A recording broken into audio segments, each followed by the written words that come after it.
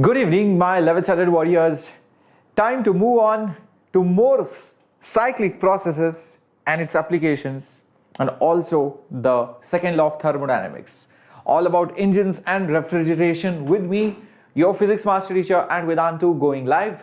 And yes, I'm Captain Shreyas, your mentor, your navigator for this channel for physics and leading your way from wherever you are, no matter which part of the country or even outside the country, till you crack the JEE examination. So welcome to this 11th standard class. But yes, dropper and 12th standard students are most welcome if you want to revise this chapter with me. And what are we going to see today? Cyclic process, the heat engines, their efficiency calculations, Carnot cycle, then also the Carnot cycle in refrigeration. What is a refrigerator? What does it exactly do thermodynamics wise? And yes, we are going to go to the basics of the second law of thermodynamics from the physics aspect in JEE syllabus. All of this with me, Shreyas, your physics master teacher. Hello Nati, Chaitanya, nice to see you back. Ishpreet, Ankit, Ganesh, good evening. Hello Knowledge Factory, Kailash. Hi Ramya, very excited. The last session of the entire, thermal physics. So we started, 2 weeks back with calorimeter, thermal expansion, then we moved to KTG, and now also heat transfer is done, and here we are, the last part of it. Wanakam Staff DJ, hello Amim Fahim, welcome Shubham, hello Neha, hi Draw and Draw, welcome, good evening bacha log. And I've already posted a quiz on my Instagram. A lot of exciting things coming up on my Instagram handle. So go ahead, check it out, follow it. And yes, you can get to know more about me as well. Here is your first question for today. And the question says, the door of a refrigerator, which is there inside your room, is left open. Then which of the following is the correct statement? What do you think will happen? Hello Practical Maths. Hello Vaishal, MS Prasad, Mima, good evening bacha log. What do you think will happen? Will the room become cold? So the fridge is there. You open the door of the fridge. What do you think will happen? Will the room become cold? Or do you think it will get heated up? Or do you think the room will be cooled to the temperature inside the fridge? So if you have set it at 15 degrees Celsius or 5 degrees Celsius, will it come down to that temperature? Or will the temperature of the room remain unaffected by it? Interesting answers by all of you. Ankit, Knowledge Factory saying D, Nanda saying B, Practical Maths also saying B. Wow, let's see what the correct answer should be. The correct answer is the room will be actually warmed up slightly. Many of you as kids would have thought, why do we have to buy a separate air conditioner or a cooler? I might as well use the fridge. I'll open the door of the fridge and that will cool the room. But actually, it will not cool the room. Then you might be of the opinion that, oh yes, the fridge is meant to cool few things, whatever is there inside. The room is very big and that's why it's not able to cool it. But it should cool it at least little bit, right? Even though the room is big, it should be able to cool it. Maybe it's beyond its capacity. But that's not the problem. The size of the room is not the problem. There is something else which is at play. You will understand what is the problem towards the end of the class. So stay tuned. We'll discuss this question's answer towards the end and you will understand why the room should actually get heated up. So let's move on. And yes, before moving on, you know what to do.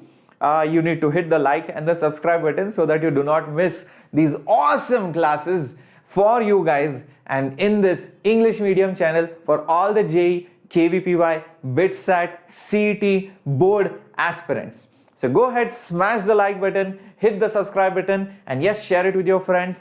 And remember, for all those of you who want to make us proud, who want to make a name, who want to make your parents really happy, and who want to get into JEE by cracking it, remember, Vedantu has been producing JEE Mains, JEE Advanced results consistently. In fact, last year we had 1,500 students from Vedantu itself cracking JEE Advanced. And all of this is possible because of the right mentorship, the right guidance, the right material with testing and the reporting and the feedback loop which follows. So if you want to join in this program, go ahead, check out the crash course which is there for 11th standard, which will continue as a 12th standard batch, where even I will be teaching, and you will find 50% discount on account of Republic Day sale. So go ahead, use the coupon code SHHPRO so that you get 50% off. Course prices start as low as 750 rupees per month. That's very, very low. Go ahead, check it out. All right. Now, let's see how to do this. Yes, Carnot engine is very important. No problem, Gokulnath. Join in, Bacha. Hi, Rohit. Hi, Sanjay. Nice to see you all. Okay, very good, Khyati. You have subscribed long time back. So cool. There are a lot of students who are also very new to the channel as well. Hi, Sanjay. Thank you, Nikhil.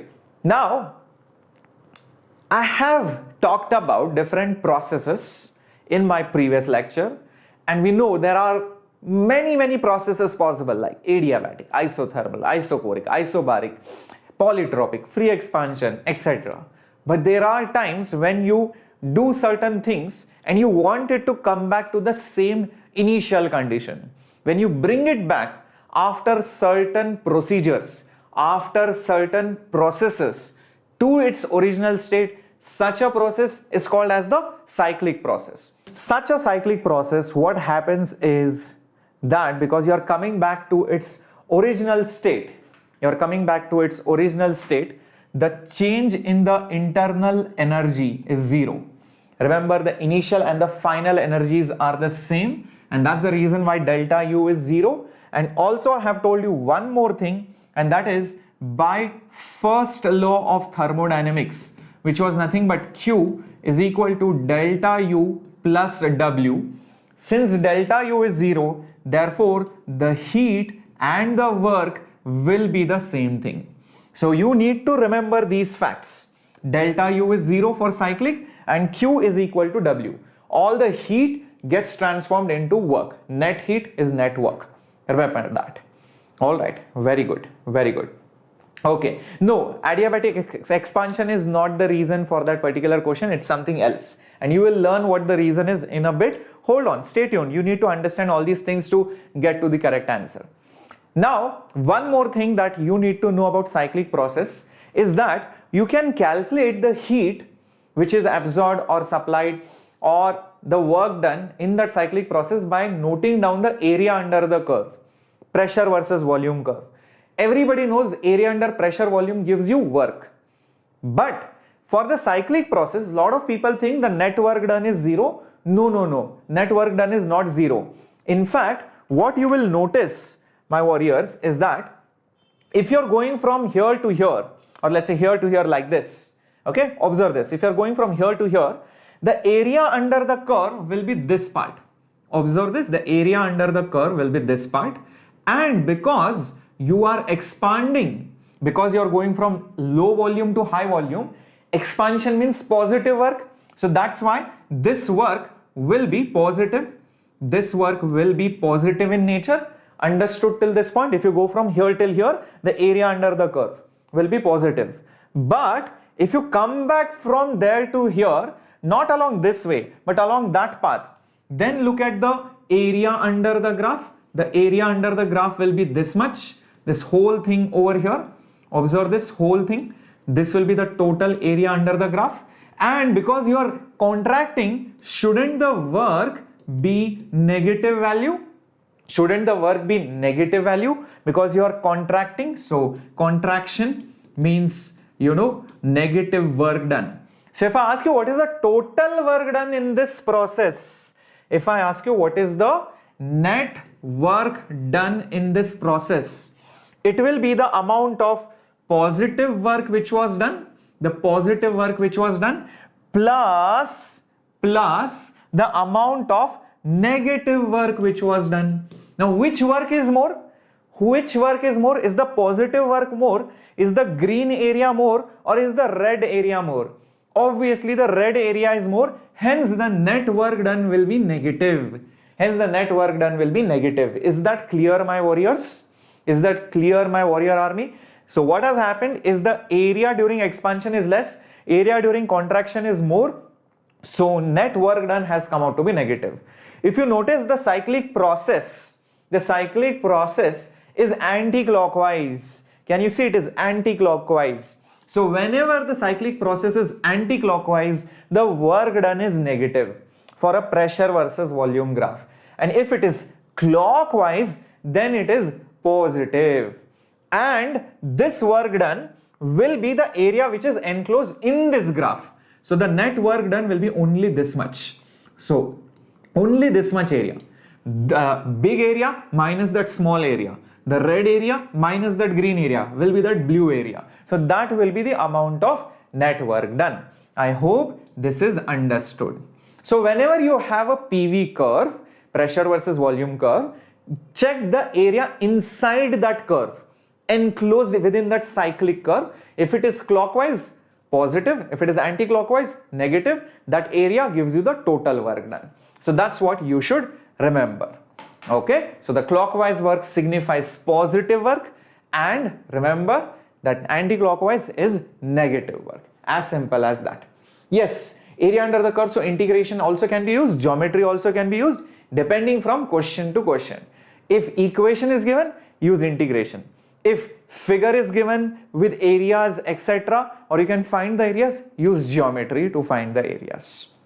Alright, my video looks blurred. No, probably Pragdala, you have to change the resolution sometimes when the network speed goes down. So the YouTube server will push you towards lower resolution. So just make sure you have forcefully clicked on the higher resolution, at least 480, and recommended is 720p. Okay, I hope this is clear. Understood. Fair enough. Let's solve a question based on this. The heat energy absorbed by a system which is going through this process in an anti-clockwise direction, cyclic process, is how many joules? Let's see how many of you can solve this question. Remember, this particular process is going in the anti-clockwise direction. So the direction arrow mark should be somewhat like this. The question is, how much heat energy is absorbed? Okay, area of the circle. All right. For JEE Advanced, Ramya, it is decent. It is not high. It is not on the lower side. It is a normal chapter. Okay. Things like solid mechanics, etc., are of low weightage. The thermal physics, the entire thermodynamics, thermal physics, heat transfer is of medium weightage, you can say, for JEE Advanced, Ramya. Alright, so let's try and do it. Heat energy absorbed. Heat means Q. And if I want to find Q, remember, for a cyclic process, it is W, because it is cyclic process. Now, work is nothing but the area which is enclosed. Area which is enclosed. Now, if you notice the area which is enclosed, it is nothing but this area. Correct? It is nothing but this area. Now, to find the area of the circle, we need to know the radius. Can you notice one clear thing? This entire thing is 20 units. This is the diameter. So if the diameter is 20 units, the radius is nothing but 10 units, but that is in kilopascal. We'll convert it in a bit. So the area will be pi into 10 square. Now comes the nice part. Observe this carefully and think, will this area, by the way, we have to get it into proper units also, we'll do that as well. Will this area be, positive or negative? Will that be positive or negative? Think. Oh, Pagdala and Kalai, many of you are saying negative, but that is wrong. That is wrong. Remember, you will be like, sir, you just told anti-clockwise is negative. Yes, bacha. Anti-clockwise is negative for pressure versus volume. This is volume versus pressure. You need to be very, very careful about this. This is not pressure versus volume. This is volume versus pressure. So when you flip, when you take pressure here, volume here, it has flipped itself. So the moment you flip it, clockwise becomes anti-clockwise, anti-clockwise becomes clockwise. So hence it should be positive only. It should be positive only. Is that understood? It is ulta, correct? Many students will make that mistake. Everybody clear about this? Perfecto. Now the only challenge is the unit part. So it is kilopascal. So if it is kilopascal, remember I need to make sure that the units are also correct. So for that I should have this as kilo and then square, because one unit over here is 1 kilopascal. Pascal is SI unit. So I need to make sure I do that properly. But remember one thing. Actually, when you find the area of this curve, the y-axis is in liters. 1 liter is 10 to the power minus 3 meter cube, right? 1 liter is 10 to the power minus 3 meter cube. So if you think about it carefully, you will understand that when you multiply kilo is basically 10 to the power 3 into 10 to the power minus 3 on the y-axis, 10 to the power 3, 10 to the power minus 3. The total unit will cancel, it will just become 1. For those of you who did not get it, I'll repeat. Observe this now. Just imagine, forget everything else. If I tell you this is a rectangle and this is 1 kilopascal and this is 1 liter. 1 liter is nothing but 10 to the power minus 3 meter cube. Now, if I want to find the area of this rectangle, what will I do, my warriors? It will be nothing but this side into this side, which is 1 kilopascal into 10 to the power minus 3 meter cube. Height into length or base into length, whatever you want to call it. So when you multiply that, kilo and 10 to the power minus 3 went away. So what is left? 1 Pascal meter cube. Correct? Now what is 1 Pascal meter cube? Pascal meter cube is nothing but joules. So it is nothing but 1 joules. Is that understood, my warriors? So hence what happens is, actually speaking, you don't even have to worry about that kilo because it gets cancelled out with the 10 to the power minus 3 when you convert the liter. So strictly speaking, it's just nothing, okay, because that kilo and 10 to the power minus 3 will just get cancelled. You don't even have to worry about it. That's it. So it is nothing but plus pi into 10 square. So do I have, oh, by the way, this will be in joules. So yes, I think I have such an answer over here. Is that understood, my warriors? So it's a brilliant question. Many students will make some or the other calculation mistake, power mistake, or the sign mistake in this question. Good evening, Sohiti, Sivani. Join in, Bacha Log. Did you love this question? Because it plays around with your mind so nicely. So there are a lot of chances that you can make many mistakes in this question. Okay, so what you have learned is how to calculate area when the units on the y and the x-axis are different. This was in liters, this was in kilo. So liter is 10 to the power minus 3, 10 to the power minus 3 and 10 to the power 3. What cancelled? So 1 unit here is 1 joule. 1 square unit here is 1 joule, and that's why I don't even have to worry about it. Beautiful question. Alright, moving on to the next one coming up on your screen. This is another very logical, brilliant transformation based question where you have a cyclic process. You have to convert it into the cyclic process but choose the correct appropriate graph. The challenge is, this is pressure versus temperature, but these graphs are pressure versus volume. Pressure, temperature, this is pressure, volume. I'll give you a hint. Try to eliminate the options. You will narrow down with 1 or 2 options and then choose it logically and wisely. So observe these cyclic processes carefully. You all need to just convert it from the pressure temperature to the pressure volume graph, nothing else. Let's see how many of you can do this. Interesting question. Try to see what each of the process is. Well, let's say we go to process AB. Okay, A to B is nothing but an isothermal process. Isothermal process, because you can see From A to B, the temperature is constant. So A to B, if temperature is constant, obviously I can see option C gets eliminated, because for an isotherm, look at this, this cannot be straight line. This is volume constant, this is isochoric. So obviously C option is wrong. Can you see that, my warriors? C option gets eliminated. A to B curved line, A to B curved line, A to B curved line. Fair enough. This looks fine, because for PV graph, isothermal lines should be curved. Okay, it should be curved. Everybody understands this? Very good. Next, let's try to look at some other line and see what do we get. Let's say B to C or maybe A to C. Okay, A to C is given, it is adiabatic.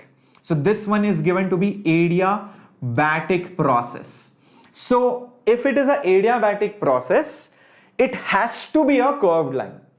Pressure versus volume, temperature versus volume, pressure versus temperature, all the graphs should be curved, because it's not like temperature is constant or pressure is constant or volume is constant. All the three things change, only Q is 0. So for A to B, are there graphs which are not curved? Well, I can see, sorry, A to C, my bad.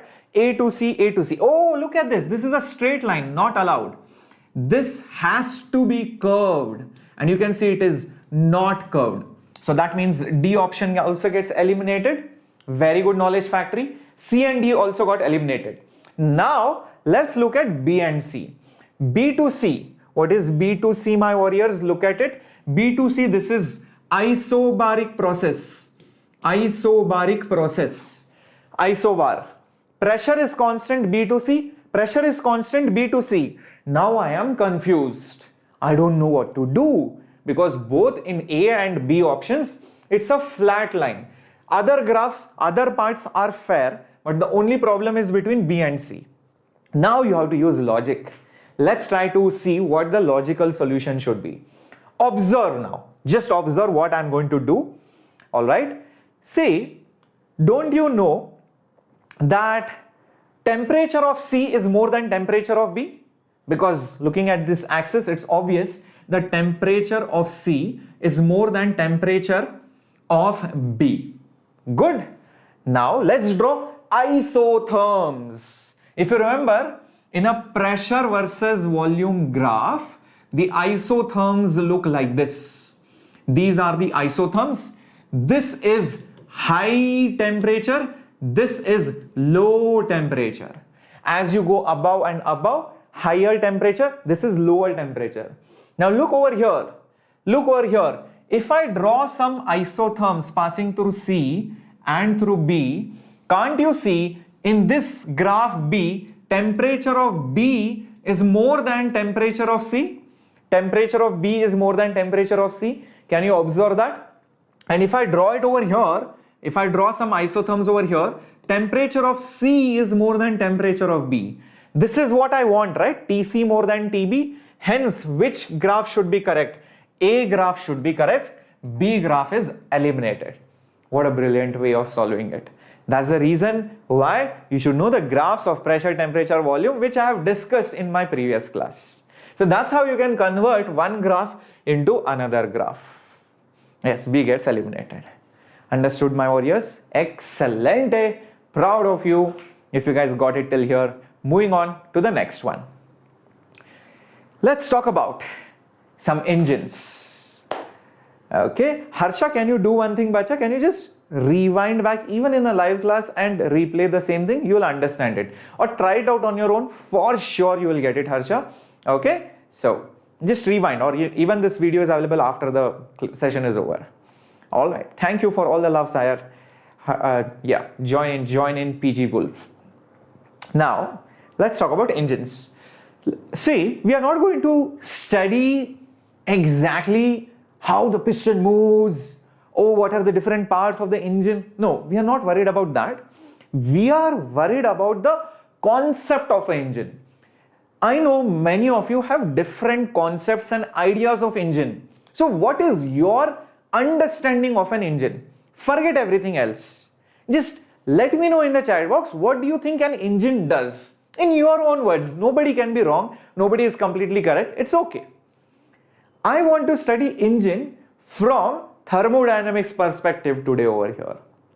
So, well, that's how an engine looks like, and this is how your cars, bikes, autos, aeroplanes, ships, they all work on this. And the entire 19th and 20th century revolution has happened because of engines. And now, in the 21st century, the next revolution is happening because of electric vehicles. It generates heat, combustion of fuel, it's a principle, converts work to kinetic energy. Very close, very good. Most of you are correct. Yes. So, the job of an engine is to do some work. It has to do some work. It has to give some energy. So, you can see there is combustion happening. It delivers energy to some shaft, to some body. It does some work on something, maybe rotating, translating, whatever. That's what an engine does. So, what are the basic steps or the block diagram of an engine? So that's what we are going to study right now. Okay, so the block diagram of an engine. All right, so just going back, yep, over here. See, first of all, you should understand an engine always takes energy from a hot object. Combustion, when combustion happens, heat, it will take the heat from some hot object and it gives it away to a colder side, like the surroundings. Your surroundings are cold, the engine is hot, the engine is losing heat to the surroundings. So it takes heat from hot body, which is like combustion, and it throws it away to the surroundings, and meanwhile in this process it pushes things, it delivers the kinetic energy, basically it performs work. So if I have to draw the block diagram of an engine, so let's say this is my engine, let's say this is the hot body, okay, let's say this is the hot body or the hot reservoir. What is the meaning of a reservoir? You might have heard about the word reservoir in geography. Like a dam creates a reservoir. It's a collection of a huge water body behind the dam where a lot of water just gets stored behind the dam. Same way in thermodynamics, reservoir means something which can maintain its temperature even if you suck away the temperature or deliver some energy to it. Example, human body, it's like a reservoir. Imagine if I hold a cold steel object, will I become cold? I know heat will flow from me to the cold steel object, but in spite of that my body is able to maintain the temperature because of my large size and because of the activities going on in my body. So a reservoir maintains the temperature in spite of you withdrawing or giving it some amount of heat because of its size and its amount. Alright, so it's a hot reservoir. Let's say the temperature is TH. Let's say on the other hand we have a cold reservoir.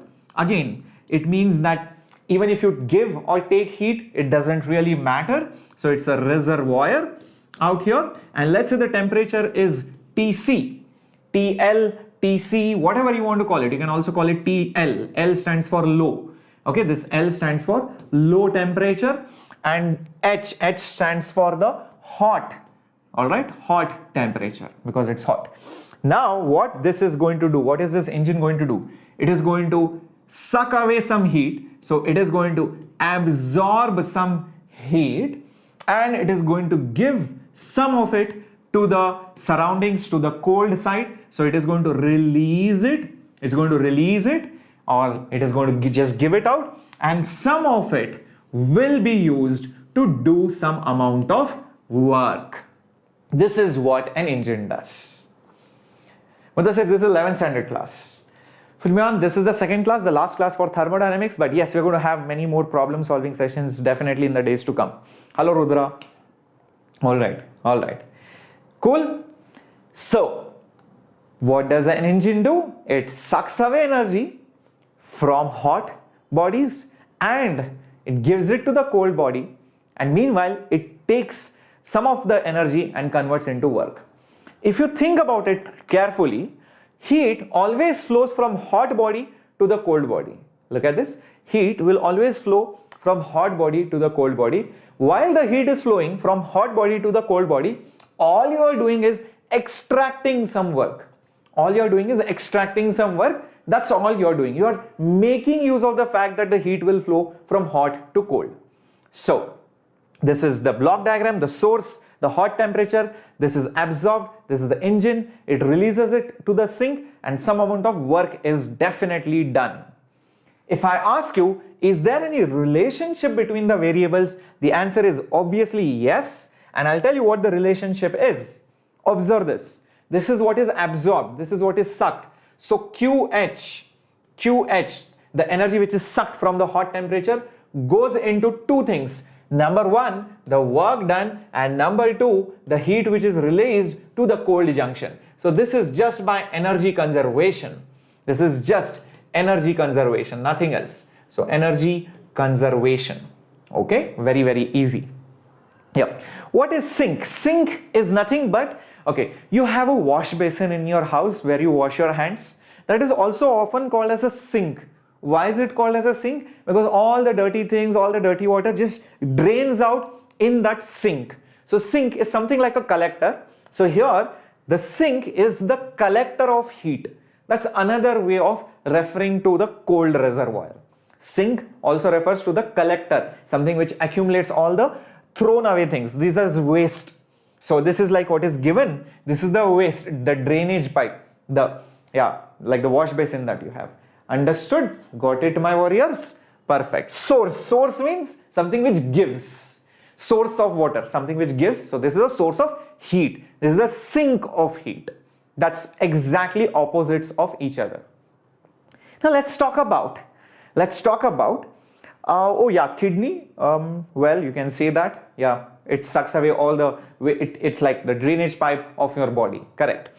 Now the heat engine efficiency. This is very, very important. Efficiency of an engine. You would have heard, oh, this car manufacturer, their efficiencies are very good. Some car engines are not very efficient. Efficiency means how much work can you perform for a given absorption of heat. Let's say, for example, you absorb 100 joules of heat. Example. Out of that 100, not all the 100 will go into work. Maybe only 90 will go into work. Out of that 100, 90 will go into work. So the efficiency is 90%. Let's say it absorbs 100, but only 60 is going into work. So the efficiency is 60%. So efficiency of any engine is how much work, how much you want. What do you want out of an engine? You want the work upon the heat which is absorbed. This is in fraction, but if you want the efficiency to be converted into percentages, then all you need to do is work divided by heat which is absorbed, the whole thing into 100. So this will give you efficiency in percentages. Yep, that's how it is. Output by input. That's how it works. Hi Charanjit. Hi Chamjit Kaur. Welcome. Hi Rupali. Welcome. Welcome. So where is going the left work? So Ankit, what is happening is, for example, let's say this was 100 joules. Let's say 70 joules went into work. The remaining 30 joules is released to the surroundings. So remember, when you touch the engine, you feel hot. This is that rejected, released, thrown away heat to the sink. That's what it is. So energy is always conserved. 100 is 70 plus 30. Got it? Very good. Let's move to some questions so that you get a hang of it. So what has happened over here? There is a thermodynamic cycle which takes in some heat energy at high temperature and rejects it at lower temperature. If the amount of energy rejected at lower temperature is 3 times the amount work done by the cycle, then the efficiency of the cycle is how much? Alright, let's see. Hi Rakesh, good evening bacha. If you cover it with an adiabatic wall, Salva, then the heat will not be able to go out. That will be bad. It will definitely reduce the efficiency because you cannot reject the heat. And remember, engines will work only when heat goes from hot to cold side. If you cannot throw away the heat, then there is no way you can, extract energy out of it. Yep. All right. Whether board radiates heat? Definitely. This board is also radiating heat right now. Like I have told you this before, black bodies also radiate energy. They can absorb energy. In fact, they are very good emitters. Black bodies are very good emitters. In fact, they're the best emitters. Okay, many of you are saying option B. Let's have a look at it. First of all, in this entire, scenario, the amount of energy rejected at lower temperature is 3 times the amount work done by that engine. So if this is the engine, this is the work done, the amount of heat which is rejected is 3 times the amount of the work done. So it will obviously absorb something. So this will be the amount which is absorbed. Now obviously, amount which is absorbed, QA, by energy conservation will be 3W plus W, rejected plus the work done, energy conservation. So obviously this will be 4W. And what did I mention to you about efficiencies? Efficiency is always the work done upon the heat which is absorbed. So it is W divided by 4W, which is 1 by 4, which is nothing but 0.25. And is 0.25 there somewhere? Yes, it is there right over here. I hope you can see that. Yep, Srinish. Yes, very good, PG Wolf. Excellent, my warriors. Moving on to the next question. But before that, let's talk about something called as the Carnot heat engine. Now see guys, in that previous engine where you had something like the source, heat was absorbed, it was released, some amount of work was done. Is it possible to create an engine with very good efficiency? The answer is yes. Carnot found this out by trying out different processes, and he took it in different orders, and there is one particular cyclic process which gives you the best efficiency. That cycle is called as the Carnot cycle. It is called as the Carnot cycle. Yes, Sangeetam, definitely I will have a look, bacha. Of late I have not been finding time, but yes, I will definitely have a look. That is called as the Carnot cycle. So Carnot cycle gives you the maximum possible efficiency for an engine stuck between 2 temperatures, hot and cold, source and sink. And the processes which he found to be the most efficient are, number 1, first, isothermal compression. So you have a cylinder, piston, and the gas trapped over here. You compress the gas isothermally. You push the cylinder inside isothermally, maintaining the temperature. You compress it, okay, don't allow the temperature to change. So that's isothermal compression. Then you cover it with adiabatic wall. That means you insulate it. So you continue the compression, but continue it adiabatically. Then after it is completely compressed, expand it. While expansion, do the expansion isothermally, so maintain the temperature. And for the remaining part, do adiabatic expansion. Isothermal compression, adiabatic compression, then while expansion, same. Isothermal expansion, adiabatic expansion. And again, when you come back, again go back over here and start compressing, expanding, again compression. And you repeat this process. So when you repeat this process, you will find that the efficiency of such a gas cycle is the highest possible between 2 temperatures. Do you notice there are only 2 temperatures over here? Low temperature, high temperature. This low temperature is the temperature of the sink. This high temperature is the temperature of the source. Remember that. So that's what has happened over here. This is what he found. So Carnot cycle has a maximum efficiency, for a given pair of temperatures. All right. I hope this is clear. So if I plot those graphs, if I plot those processes, what I have shown it to you visualization wise. This was the visualization of these processes. This is the graphical representation of those processes. Observe this. It's the same thing. This looks little boring. That looked little bit more exciting because you could see that piston go up and down. So what's happening over here? Look at it. This is isothermal compression, adiabatic compression. Compression because volume is reducing. Then isothermal expansion, adiabatic expansion. Isothermal compression, compression, expansion, expansion. That's what has happened. So basically, if I talk about compression, so I'll just put it over here. This is these both. Okay, these both are compression.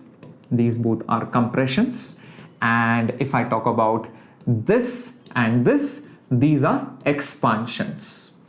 If I have to mark the temperatures over here, isotherm and isotherm. So I have two temperatures. So let's start marking it right over here.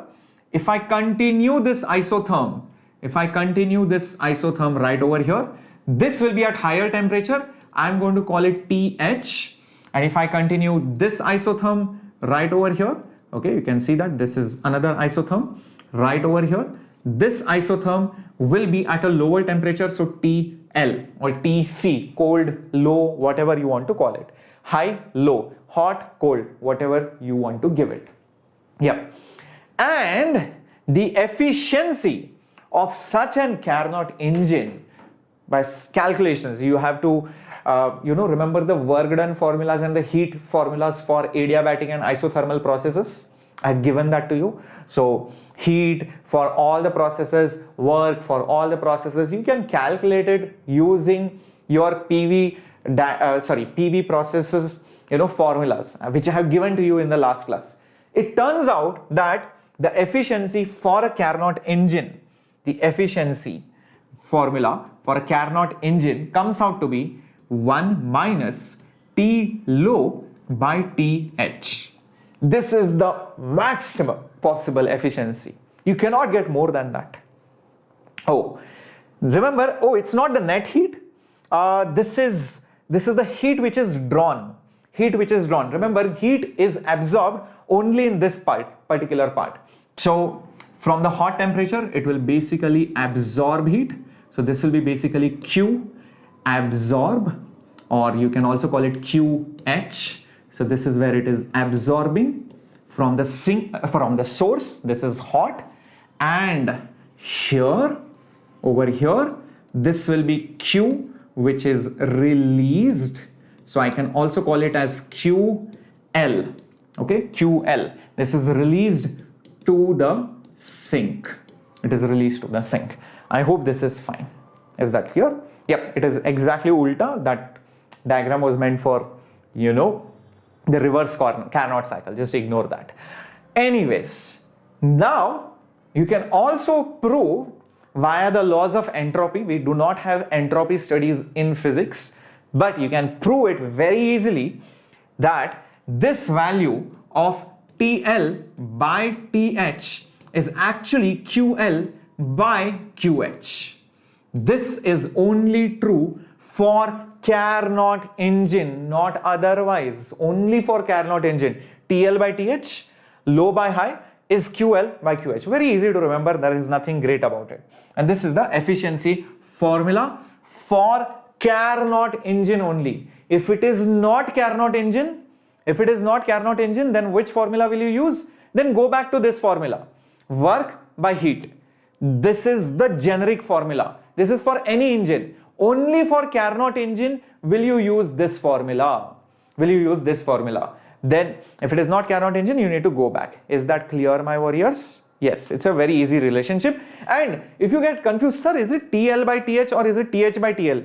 Guys, think logically. Low by high will be a number which is less than 1. Obviously, efficiency cannot be negative. Doesn't make sense. So that's the reason why you should always have lower number by bigger number, so that the fraction will be like 0.6, 0.4, 0.7. 1 minus 0.6 is 0.4, which is good. Okay, that's how it works. Let's see if you can figure this out. And many of you have this doubt, which is exactly made into a question. even a Carnot engine cannot have 100% efficiency. Like, sir, you give the best result Carnot engine, so tomorrow only I'll make an engine with 100% efficiency. You cannot make a 100% efficient Carnot engine also. What is the reason for that? What is the reason for that? Is Carnot engine the 4-stroke engine? No. Okay. So 4-stroke engines are different, 2 strokes are different. All the engines which you see in reality are tried to be as close as possible to Carnot engine. We cannot exactly make a Carnot engine. It's hypothetically it's hypothetical. Practically it is very difficult. Okay, so let's see how many of you can do this question. Many of you are saying C, some of you are saying A. Prevent radiation, finding ideal sources, reaching absolute zero, eliminating friction. Okay, even a Carnot engine cannot reach 100% efficiency. What is the formula of efficiency? Efficiency, percentage wise, was 1 minus TL by TH, correct? And this whole thing you can multiply it by 100 if you want to make it into percentage. If you want 100% efficiency, if you want it to be 100% efficiency, that means this number TL by TH should be 0, right? Because if this is 0, 1 into 100 is 100%. If you want this as 100%, that means TL by TH should be 0. That means TL should be 0 Kelvin. Please remember the temperatures are always in Kelvin, not in Celsius or Fahrenheit. It's in Kelvin. 0 Kelvin, not possible. This is not possible. So you cannot reach 0 Kelvin, guys. That's the problem. Friction, let's say somehow you make it very smooth. Somehow you have some nice oil which can make it nearly frictionless. You can find very good big hot reservoirs and cold reservoirs. You can somehow insulate it, prevent the insulation by applying some paste with negligible emissivity, negligible radiation. Still you cannot do it because reaching 0 Kelvin is near to impossible. You cannot reach it also. Okay, it's not possible. Next question coming up on your screen. Here it is. Very good. I can see many of you gave the correct answers. Some of you made a mistake, but that's okay. Although other options looked very possible, but the most accurate answer is you cannot reach 0 Kelvin. An ideal gas heat engine is operating between 227 and 127. It absorbs 10 to the power 4 joules of heat at a higher temperature. How much heat out of this is converted into work? Selva, 99.9 is possible, but practically impossible because it is very difficult to eliminate other things, to find such a source, to overcome friction, and to go to even very low temperature. Feasibility, paisa, money, so it will cost you a lot of money. It will not be so efficient. If you do it physics wise, then probably it will cost you a lot and it will probably overshadow the advantages that you got. So that's why you do not get 99% efficiencies and all. Usually the efficiencies are between 40 to 60%, somewhere around that. So even in your best BMW, Porsche engines, the efficiency is not 100% or 90%. It is quite low, guys. Okay, it's like 60%, 50%, not more than that. Okay, so what do we have over here? I think I know the T low temperature, that is 127 degrees Celsius. 127 degrees Celsius is nothing but 400 Kelvin.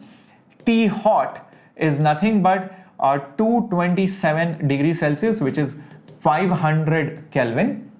And heat which is absorbed, that means QH is known to me as 10 to the power 4 joules. The question is, what is the amount of heat which is converted into work? Well, that is simple.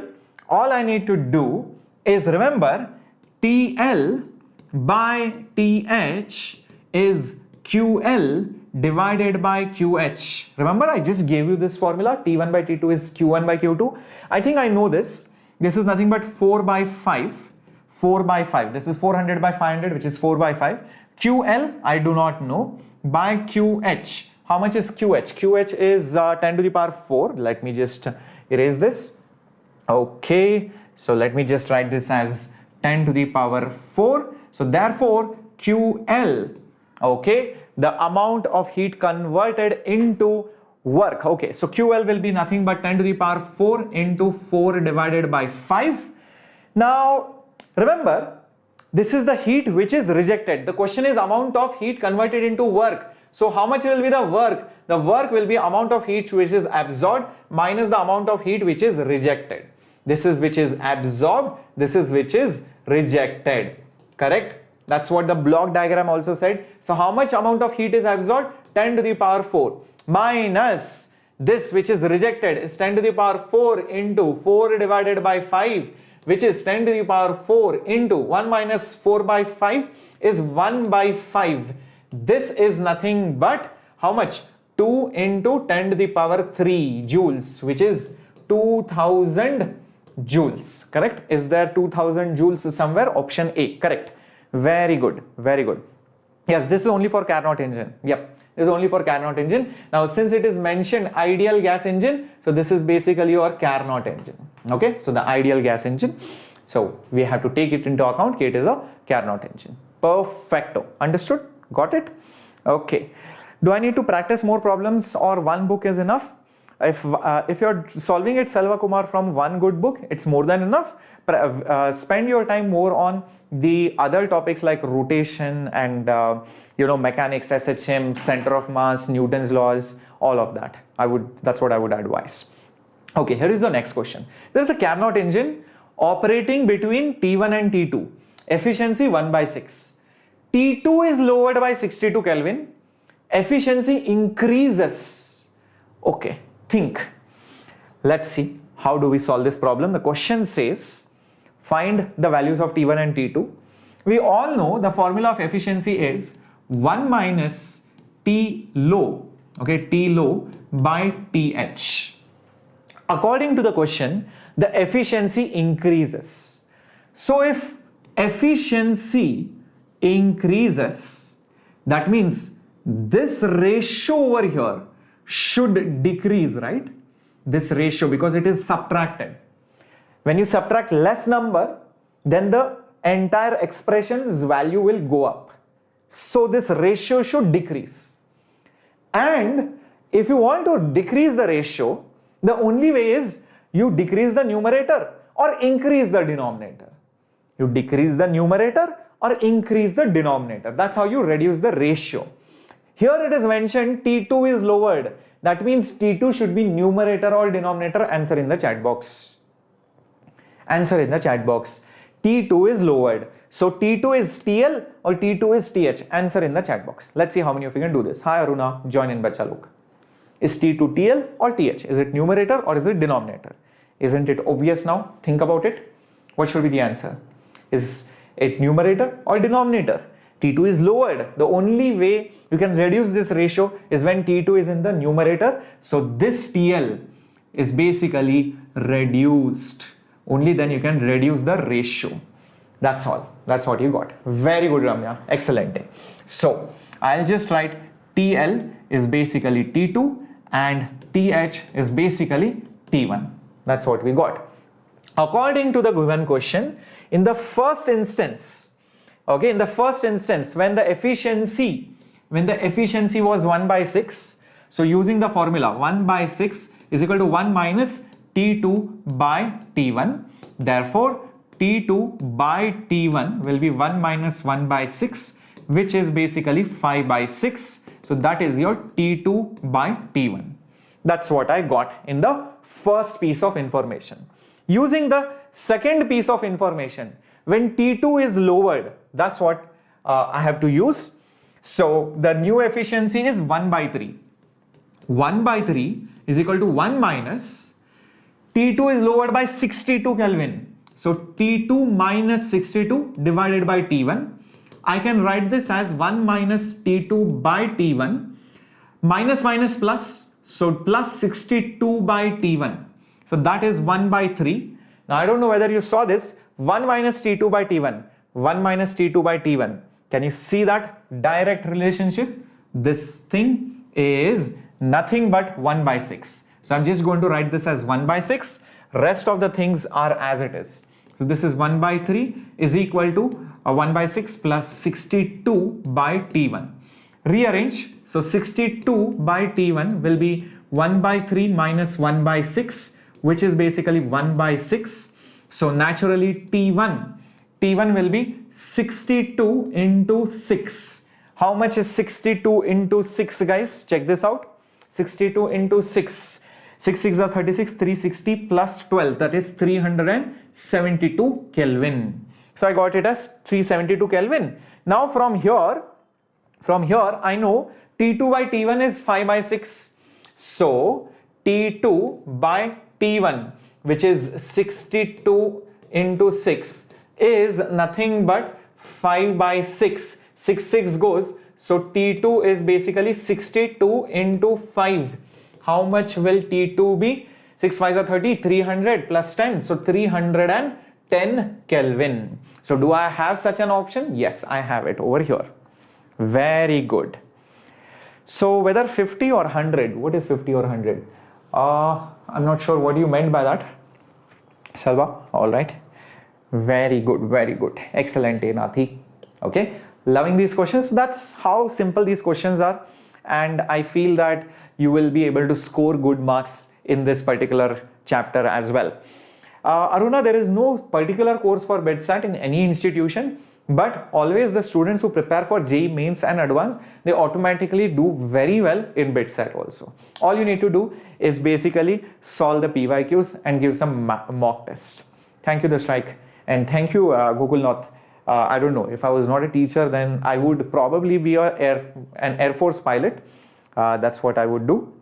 And if I was not an Air Force pilot, then yes, for sure I would have gone to Bombay and I would have tried my luck in acting. All right, so let's get moving then. Two Carnot engines A and B, okay, are operated in series. Beautiful question. So there is a Carnot engine A connected to Carnot engine B in series, engines in series. Very nice. First one receives heat and rejects to T2. Second one receives whatever A is rejecting and gives it to T3, which is the reservoir again. Calculate the temperature T2 if work outputs of the two engines are equal. Let's see how we can do this. Muhsin, you can just replay the part which you did not understand, or you want to watch it again, even in a live class or even after the session is over. For now, I would suggest you watch this. I'm pretty sure you will get the concept of all these questions and you will develop the understanding slowly. Don't worry. Let's solve this question now. First of all, let's understand the block diagram of this entire process. Good evening, Vemira D. Okay, so what do we have over here? T1 is the hot reservoir. It receives, so A engine, okay, A is the engine which receives heat. This is T1, which is at 600 Kelvin, that's what is given, and it rejects heat, and obviously it will develop some work. So let's say W. Whatever it rejects, let's say at T2, that is absorbed by engine B. That is absorbed by engine B. The engine B will also do some work and it will reject at temperature T3. T3 is nothing but 400 Kelvin. Okay, perfect. Guys, some of the options can be directly eliminated. If T2 is between 400 and 600, obviously 600 can't be the answer. 400 can't be the answer. 300 is out of question because it is out of range. So hence 300 is also out of question. So the only feasible option is 500. That's the simplest way you can solve it. That's the simplest way you can solve it. Understood? I hope this is clear. Okay. So now that's via elimination. This is what smart students do. This is what toppers do in the exam. They don't sit and solve all the questions. But it might not work every time. So what happens is, many students think, oh, sir did it by elimination, I will also do it in the elimination. In the exam, the options are like 500, 550, then you have, I don't know, 450, and so on and so forth. Now what will you do? Now you can't eliminate. So that's why you should know it via the method. Just because in the book it was there like that does not mean in the exam also it might come out to be that way. So that's why you should always play around with the question, not just solve it via elimination. Now, Let's try to do this. It's given the work is the same for both of them. W is same. Let's ignore these things. Let's just ignore that we have solved it via elimination. One thing that I know is that the work is always what is absorbed minus what is released. Correct? It is always what is absorbed minus released. And one more thing that I can write over here, this is, let's say if it is Q1, this is W, this is Q2, and this is Q3. I can immediately say that for the first engine A, I can say that the work is Q1 minus Q2. Similarly, for engine B, W will be absorbed is Q2, so Q2 minus Q3. Make sense, everybody? So let's equate the two and see what do we get. So Q1 minus Q2 will be, this was Q2. This is equal to Q2 minus Q3. Now let's rearrange a bit. So therefore I'll get Q1 plus Q3 will be equal to Q2 plus Q2. That's 2 times of Q2. But there is no point finding Q2. I need to find the temperature T2. Guys, did I not tell you temperatures are related directly to the heats, and the relationship goes like that. Remember, Q1 by Q2 will be T1 by T2, and similarly, remember this, T2 by T3 will be nothing but Q2 by Q3. Remember, I have told you this for Carnot cycle. This is always true for the Carnot cycles. Remember this. So if this is true, I think I know what to do next. Oh, Aruna, I don't have coffee in my hand because right now I'm teaching. For casual sessions, yes, definitely I carry coffee or tea or something else in my hand. So just divide by Q2, you will get the answer. Look at this. So this will become Q1 divided by Q2 plus Q3 divided by Q2 is equal to 2. Now Q1 by Q2, what is Q1 by Q2? Q1 by Q2 is T1 by T2 plus Q3 by Q2. Q3 by Q2 is nothing but T3 divided by T2. This is equal to 2. Now T1 is nothing but 600. T2 is the denominator. T3 is nothing but 400. So this is equal to 2. So this will become 1000 divided by 2 is equal to T2. So naturally, how much is T2, guys? This is nothing but 500 Kelvin. This is the procedural way, the correct way of solving it, and we have got the same answer. Understood, my warriors? Very good. So if you have not yet started the syllabus, yes, you can take the time up till March and then start with the other 12th standard syllabus. Aruna, definitely, bacha. I will be completing the portion in the next few days. Remember, I have big plans for Valentine's Day. So before that, and you too might have a lot of plans, guys, for Valentine's Day. So before that, I have to complete whatever I can. And it's not because of Valentine's Day, because, you know, that's my deadline that I feel you should be completing the syllabus. Majority of it, at least 97-99% of the syllabus. Whatever remaining small bits and pieces are there, that you can do after 14 Feb, and you can start revision after that, proper revision. That's what I'm going to do. Okay, so I hope this is clear. All right, Benedict, even Wazim sir and Shimon sir's lectures are there. Don't have to worry about it, bacha. Okay, so let's see what we can do. Oh my God, we have Russians over here. Why do we have Russians on our chat? I thought Russians were busy invading Ukraine these days, but somehow they have found the time to come on JEE Enthuse channel. So welcome all the Russians on board on JEE Enthuse. Okay, so the next thing is refrigeration. See, refrigeration is the exact opposite of engines. It's the exact opposite. I'll tell you how. Where does heat usually flow from? Hot to cold body, right? Heat usually flows from hot to cold body. And while the heat flows, all you did was in the engine, you took away some heat and converted into work. Correct? Now, think about your fridge, air conditioner, etc. Imagine what it is doing. Inside it is cold, outside it is hot. Inside your room where the air conditioning is there, it's cold because the AC being on. Outside your room, isn't it hot? Tell me, what does an air conditioner or a refrigerator do? What does an air conditioner or a refrigerator do? If you keep a hot thing inside the fridge, or when you're inside the room, you are yourself hot, you are generating heat.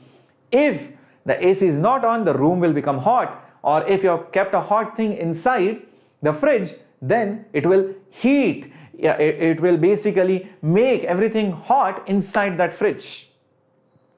You don't want that. You want that heat to be thrown out into the surroundings. You want it to be thrown outside. So, technically speaking, a fridge or an AC is sucking away the energy, the heat from inside, which is cold, and throwing it outside, which is hot.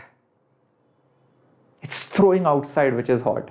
So think about it. It's the unnatural flow of heat. Heat usually flows from hot to cold. But a fridge, what it is doing, it is taking away heat from inside to maintain its temperature to lower values and throwing it outside the fridge, which is hot.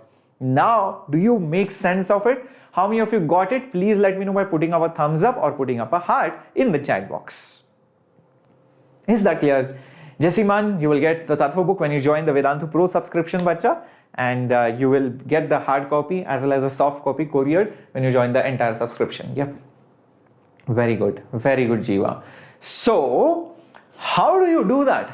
Obviously, heat will never naturally flow from cold to the hot side. If something is cold, something is hot, heat will obviously flow from hot side to cold side, but you have to change the direction of heat. That means you have to perform work.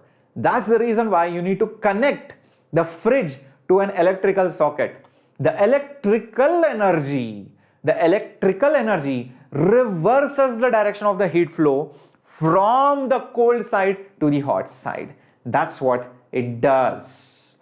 Got it? So that's what a fridge does. So a fridge transfers the heat from the cold to the hot body at the expense of mechanical energy supplied to it by an external agent. Okay, so let's have a look at the block diagram of a fridge. So let's see how it performs. So this is your refrigerator. Let's say, oops, again this went off. Guys, let me just get it back 1 second. Just 1 second, guys. I don't know, somehow, sometimes it just goes off. Okay, there we go. Let me get back your chats. Hello Akshita, join in Bachalog. In case you guys are late, make sure that next time you are here sharp at 7 o'clock, that's when I arrive for the 11th standard and the 12th standard portions. Okay, so refrigerator, what is it doing?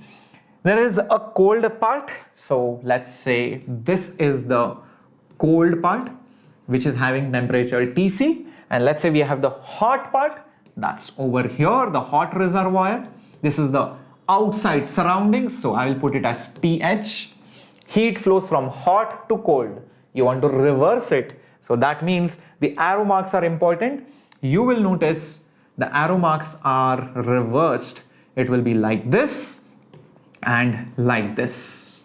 This is very, very important, guys. Look at the arrow marks. This is the heat which is rejected. This is rejected, released, whatever you want to use. And this is the heat which is absorbed. This is which is absorbed. Okay, this is what it is. So this is inside the fridge. This is the refrigerator.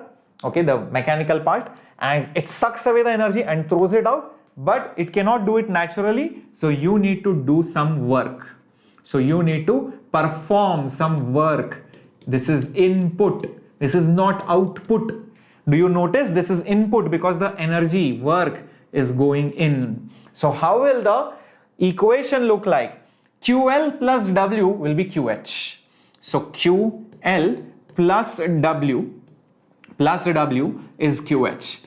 Guys, don't you see it's actually your engine but in a reverse way? In an engine, the arrow marks were exactly opposite. That's it. That's the only change. Hello Hari, hi Nagendra. Hello Sharon.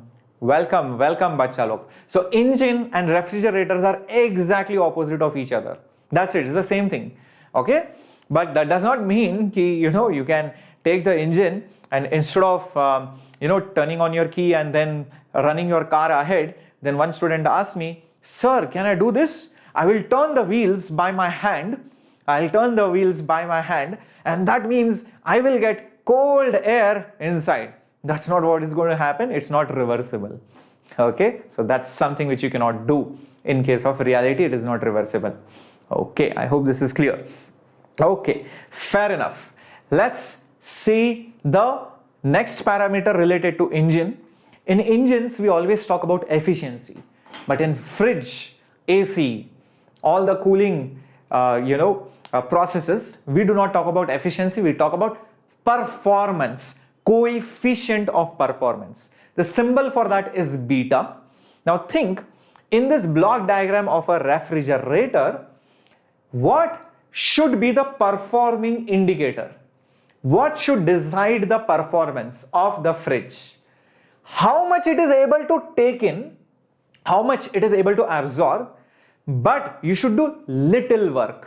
You should do as little work as possible, and you should be able to withdraw, suck away as much heat as possible. So that's the reason why the coefficient of performance is how much heat you extract from the colder part. That means if it is more, you have better performing refrigerator, and the work done in order to transfer the heat. That means if the work is low, the denominator is low, the performance coefficient goes up. So strictly speaking, this is nothing but, the beta is nothing but QL divided by the work. This is what the coefficient of performance is. More the performance, the better the refrigerator is. Is that understood, my warriors? Is that very clear? Let's see if you can do this question coming up on your screen. Shankar, I'll be conducting some sessions on JEE Advanced as well, the strategy for it, etc. Just give me some time. Point noted. To make some ice, there is a fridge which extracts 185 kilojoules of heat at minus 12 degrees Celsius. It's not a Carnot engine or anything, it's just a normal fridge. The freezer has a coefficient of performance of 5. Remember, beta values are not less than 1, it is more than 1. And then the room temperature is something, how much heat is given to the room, how much work is required to run the freezer. Swati, looks like you were disconnected or something. Welcome back to the session. So let's draw the block diagram so that we get an idea of it. So this is my refrigerator. To make the ice, the freezer extracts 185 kilojoules of heat. So it has extracted 185 kilojoules of heat. It will throw out something. It will throw out something at the hot reservoir. It will obviously need some amount of work to be done on it. It's mentioned that the performance coefficient is 5, and we all know beta is how much it absorbs. That means how much it absorbs upon how much work needs to be done. So beta is basically 5. Absorbed energy is 185. Do you see that, my warriors? Pakka? Everyone? Very good. Next, what else? Performance can be 100%. Ramya, in case of coefficient of performance, we generally don't deal with it in terms of percentages. We just give it in terms of fraction. But if you multiply this 5 with 100, it will become 500%. So this is not efficiency. This is something else only. So don't try to convert it into percentages. Okay. Efficiencies can be expressed in percentages. If you try to write performance in terms of percentages, fine. But yes, it can be more than 100% also. So you should be prepared for that. Hello, join in Shreya. I hope this is clear. So what is this? Work, right? So work will be 185 divided by 5. So that will be 3 and 7. So that's it. 37, is this in kilojoules, I believe? Yes, this is 37 kilojoules. So this is one of the answers. Next set of answers that I need, how much heat is delivered to the room? That means QH is asked. So that is also simple. QH is nothing but W plus Q, which is absorbed. So W is nothing but 185, sorry, not 185, it was 37. Okay, so if you want, I'll just write it in order, although it doesn't matter how I add it, but still. So work done was 37 and absorbed was 185. So that's going to make it how much? 35. So basically 222 kilojoules. Just check this out. This is the amount of heat which is rejected to the surrounding. That's it. As simple as that. Is that understood, my warriors? As simple as that.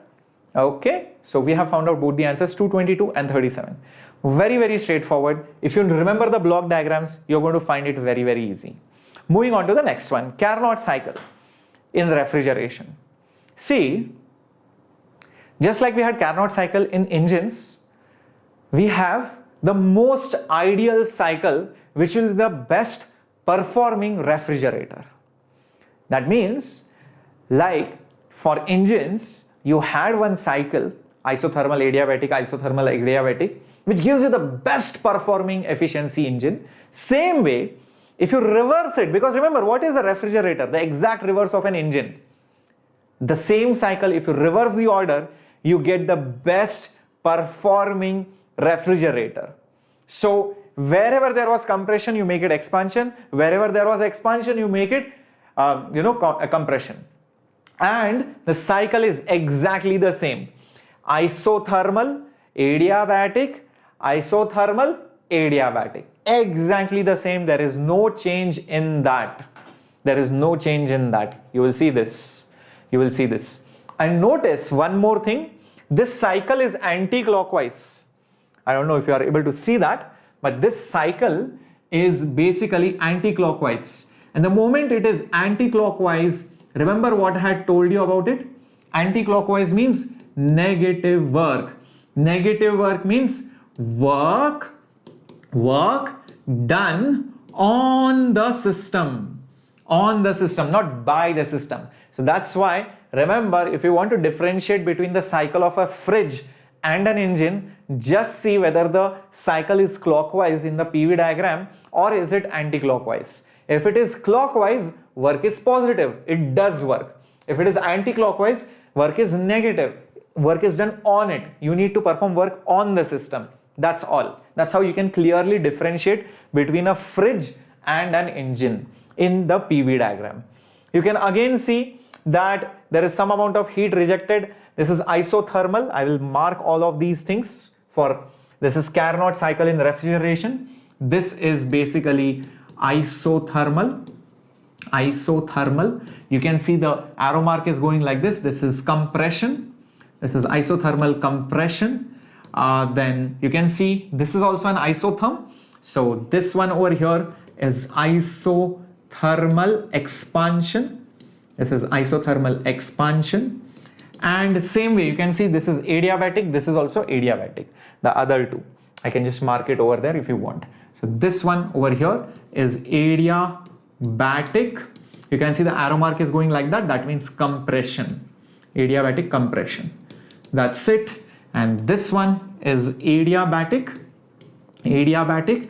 You can see the arrow mark is going like that. So the volume is increasing. So expansion. Expansion. So it's the same cycle but in reverse order. That's it. There is no difference at all. And for a Carnot refrigerator, the value of, remember, Q1 by Q2, remember I had given you for engines, the same expression holds true. So I can always write QH by QL is TH by TL. That is still valid.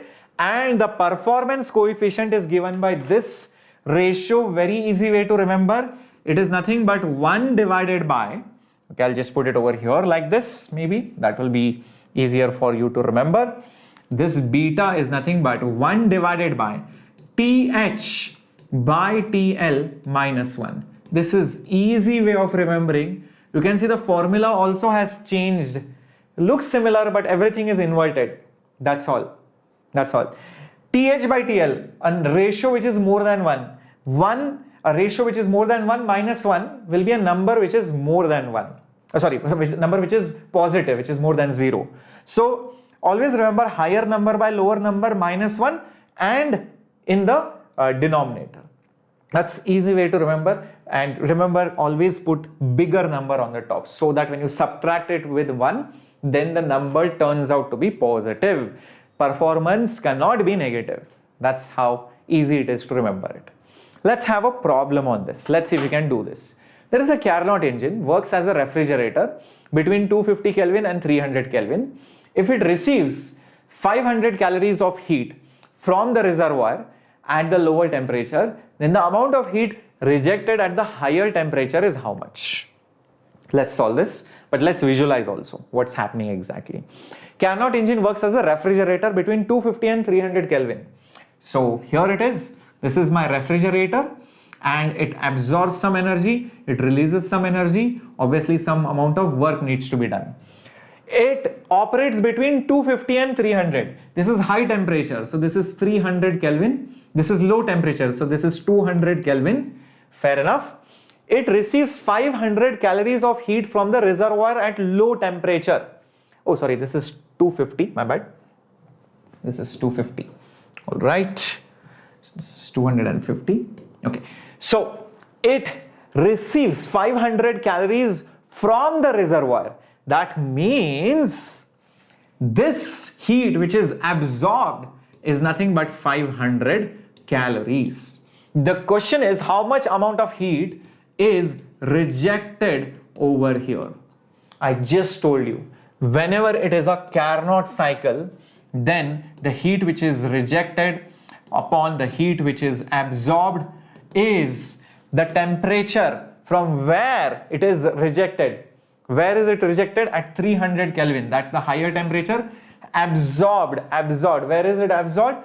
At low temperature. That's it. Use this relationship. Things will be very easy and simple because it's a Carnot engine. So Q rejected, I do not know. Q absorbed, it is 500. This is equal to TH. Hot is 300. This is 250, the lower one.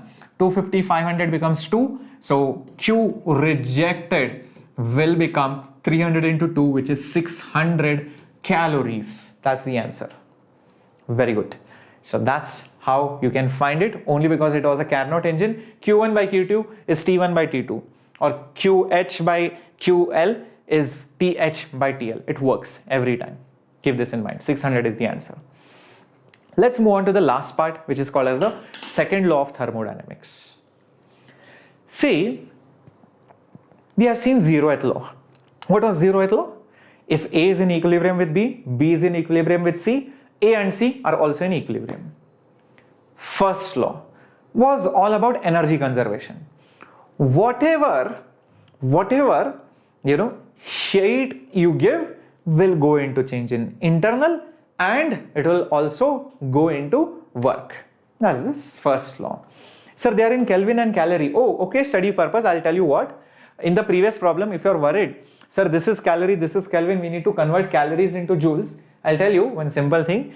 If we convert numerator into joules, you have to convert denominator also into joules. The conversion factor will be same at both the places, so it will get cancelled out. So it does not matter because it is a ratio. So don't worry about conversion from calories to joules or in any other problem wherever it is a ratio, because anyways it will get cancelled out, the factor of conversion. Okay. Now, first law was whatever heat you give goes into change in internal and work done. The second law tells you one interesting thing, and it basically tells you the direction of time. Not many people know this. Many people think, second law tells that the entropy of the system increases. That's because it was told in chemistry and you have studied about entropy in chemistry. And then you learn about the Kelvin Planck clause statement and all of that. But it's not about that. The bigger picture is it tells you the direction of time. Time always flows in a particular way. Why does time go in a particular way? Like, sir, what do you mean by time going in one particular way? See, time goes from past to present to future. There should be something which is governing it, or else time could have gone from past to present, from future to present to past. Have you ever thought about this? Like, instead of being born first, then living your life, and then probably dying, why not the reverse? Why not the exact reverse? You are born old, and then you become small, and then you go into the mother's womb. Why doesn't the other thing happen? And there was a beautiful movie on that called as, The Curious Case of Benjamin Franklin. Although it did not talk much about second law of thermodynamics or did not deal with entropy or anything, but that movie reminded me of the second law of thermodynamics. And how many of you have thought about this weird concept? Why don't things go the exact reverse way? So have a look at all these examples. Look at this. There are two gases, different kinds. If you leave them, they mix and become a homogeneous mixture. Energy is conserved. The total energy plus mass of the universe should be conserved. Now, imagine if you had a mixture of gas, why don't they separate out into two different partitions? Even then the energy is conserved. Energy should be conserved, right? Just like in this process, when they mix, energy is conserved. The reverse process, also energy is conserved. Similarly, if there is some container and it has a lot of gas, you make a punch hole in it, then the gas comes out. Yes, there is some flow of energy from here to outside, but the net energy of the universe remains constant. Why doesn't the gas from outside accumulate inside the container? Okay, if these examples are difficult for you to understand, imagine this. There is a string holding a block. I cut the string. If I cut the string, the block falls. The potential energy gets converted into kinetic energy. Why doesn't the kinetic energy get converted into potential energy and the block goes magically up and gets stuck to that string? It's basically the reversal of time. Yeah, crazy, right? The next chapter will be waves after thermo, Abhishek. So the thermodynamics second law tells you which process actually, continues or how the process continues. It tells you about the flow of energy rather than anything else. But the simplest form of the second law of thermodynamics, in the way we want it to be interpreted for engines and refrigerator, is something like this. The Kelvin-Planck statement. See, the generic form of thermodynamics second law is basically the direction, the arrow of time. But in accordance or in the perspective of engines and refrigerator, Kelvin-Planck have given these statements. The first statement for by Kelvin-Planck is, you cannot have an engine whose only purpose is to convert the entire heat into work without rejecting anything. Just imagine this. Imagine this, what Kelvin-Planck statement is. He is saying, imagine having an engine who absorbs energy and completely uses that in performing work. So this is the heat which is absorbed. This is not possible. You will have to reject some heat. Some heat has to be rejected. Okay, this is always more than zero. This is what Kelvin-Planck said. Is that clear, my warriors? Thank you, Hemant. This is what Kelvin-Planck said. This is for engines. Similar statement was given by Clausius, and that was for refrigeration. It is the one and the same thing, but just put in different form. It is as follows.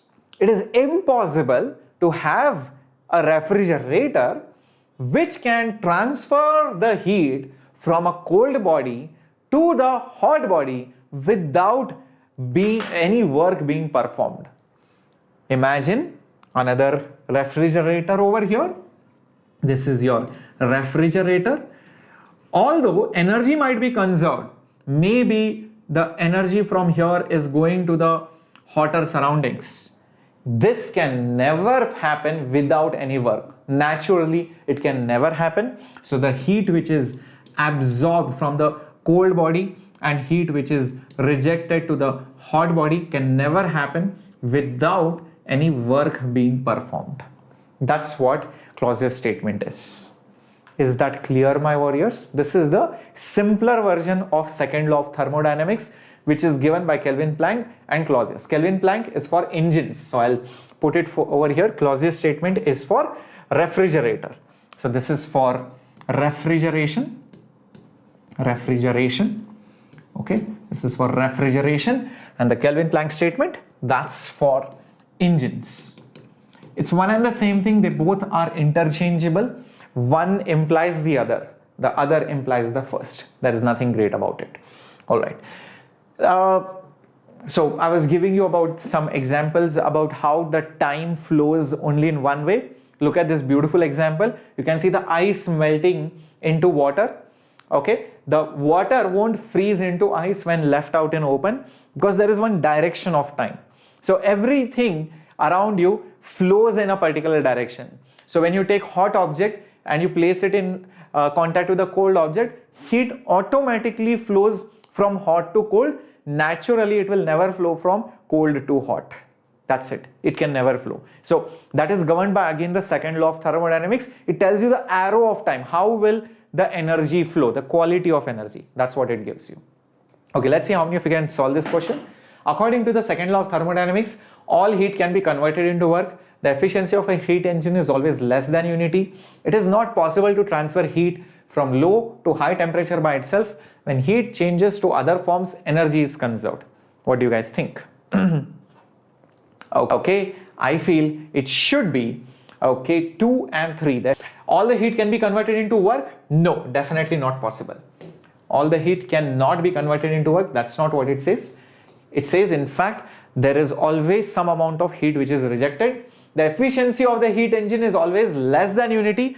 Reason, think about it, efficiency is always how much amount of work is there upon the how much amount of energy is absorbed. These two can never be equal because this work is always Q absorbed minus Q which is rejected, and this rejected is always more than 0 whatever you do. So that's the reason why this efficiency is always less than 1 no matter what you do. And it is not possible to transfer heat from low to high temperature by itself. Yes, this is correct, because you need to perform some work. You need to definitely perform some amount of work. When heat changes to other forms, energy is conserved. No, this is first law. Energy is always conserved. That is not given by second law. That is given by your first law, energy conservation. So I hope that is clear. 2nd and 3. Now I have kept some homework questions for all of you. Make sure you post the answers in the comment section. This is your first homework question. This is your second homework question. This is your third homework question. And this is your fourth homework question. You will get the PDFs as well as the solutions of the homework in our Telegram channel. In case you have not joined it yet, I'll show it to you where you can find it. So it's right over here. So if you're watching this video right now, just post it, put it up on the screen. Okay, there you go. So if you're watching this video over here, all you need to do is make sure you go to the description box. You will see my Instagram account is there, the Telegram account is there. Click on this and join the Telegram channel to get all the updates, PDFs, my handwritten notes, everything. Also, you can see there is 50% off up to 2000, and that's the Republic Day offer. It's for all the courses, be it the crash course, be it the JEE 11th to 12th moving batch course. So click JEE 2 years, click on this, and then you will see 2021, 2023. Don't think that, sir, what's the point of joining? I'll join after few months, then I just have to pay for 1 year. Remember, when you join now, you also get access to the 11th standard material, the 11th standard. So it's not like you are losing anything. In fact, you get the entire 11th standard material, plus you'll get the 12th standard batch. And also you'll get other preparatory courses like KVPY, be it BitSat, JEE Mains, JEE Advanced, everything is covered till the last day of the exam next year. And you have 3 packages, Light, Classic and Plus. What's the difference? Lite has everything what I told you, like test series, assignments, live classes, recorded classes, notes, everything you get. In Classic, you will get doubt solving on the mobile app. Okay, that's what you get, doubt solving on the mobile app. And in Plus, you will get personal guide, personal tutor to help you solve all your doubts, academic, non-academic. And all these courses are priced very reasonably if you compare it with the regular offline coaching institutes or even other online institutes, which probably won't give you half the things which are mentioned over here. So you need to actually see what you get and what you don't get. Sometimes you just get lectures, but the whole ecosystem matters. Whether do you get support, whether do you get guidance, whether do you get mentorship. Just providing lectures is not a big deal. Okay, that too you can get it on YouTube also, but you need that quality content. And you can see the course price is hardly 750 rupees. Although it says 15 days, you get extra 15 days for free when you use my coupon code SHHPRO. You can go for the other packages also, and you can see even most of the students who go for this, it's hardly 1000 rupees for 1 month, which is much lesser than your regular coaching fees. So I would love to see you out here, because a lot of interesting things will happen, and that will give you a push towards your JEE. And there is a sense of ownership and responsibility with us to make sure that you guys excel and crack JEE, because we want you guys to eventually get into a good college and branch. So hope to see you over here. Make sure you make the best use of the Republic Day offer. Thank you very much. Thank you so much for tuning in. If you're not able to see some of my videos, Renovator, just message me, or probably get in touch with your student account mentor. I'm pretty sure they will help you out with it. You will be able to see it. Okay, yes, you are a little bit late. The session is about to end. You can watch the replay. Bye bye, NEET and JEE aspirant. Take care. Have a great time. And this was Shreyas here, your captain, your mentor, your guide for this channel. Well, and please make sure you solve the homework and post the answers in the comment section. That's it from my side. Take care. Hasta la vista.